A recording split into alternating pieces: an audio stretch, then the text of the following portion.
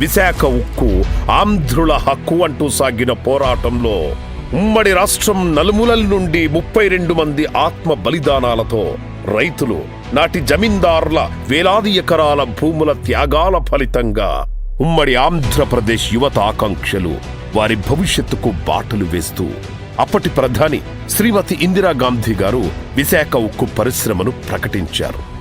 నాటి నుండి నేటి వరకు ప్రపంచంలోనే అత్యుత్తమ ఉక్కును వివిధ దేశాలకు సరఫరా చేస్తూ ఉత్పత్తిలోనూ ఎగుమతుల్లోనూ ఉపాధి కల్పించడంలోనూ విశాఖ ఉక్కు పరిశ్రమ అగ్రస్థానంలో కొనసాగుతూ ఉంది. పరిశ్రమనే ప్రైవేటుపరం చేయాలనే నిర్ణయంతో వారి జీవితాల్లో అంధకారం అలుముకుంది.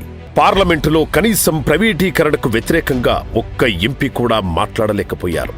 కనీసం ప్లకార్డైనా పట్టుకుని రాష్ట్రం తరపున గొంతెత్తమని జనసేనాని శ్రీ పవన్ కళ్యాణ్ గారు సూచిస్తే కనీసం ప్లకార్డు కూడా పట్టుకోలేని స్థితిలో రాష్ట్ర ఎంపీలు ఉండటం దురదృష్టకరం. ఈ వారం రోజుల కనీసం 22 మంది ఎంపీలకి వైసీపీ నాయకత్వానికి నిజంగా చిత్తశుద్ధి ఉంటే స్టీల్ ప్లాంట్ ప్రైవేటీకరణ అడ్డుకుంటామని కనీసం ప్లే కార్డ్ పట్టుకోగలరు. అంత దమ్ముందా మీకు పార్లమెంట్ లో? ఇది కూడా చేయలేదు. కార్మిక సంఘాలతో కలిసి ఏ అధికారం లేని జనసేన పార్టీ విశాఖలో ఉక్కు గర్జన నిర్వహించింది.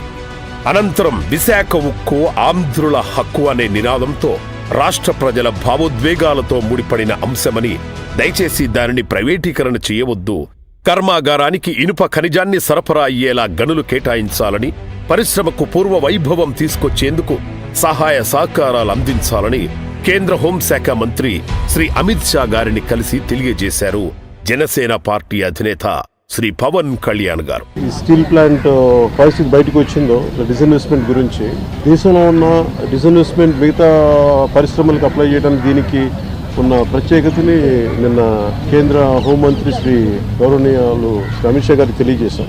అంతేకాకుండా ఉక్కు కార్మికులు చేస్తున్న పోరాటానికి సంఘీభావంగా నిరాహార దీక్ష చేపట్టి వారి తరపున పోరాడేందుకు మేమున్నామంటూ భరోసా అందించారు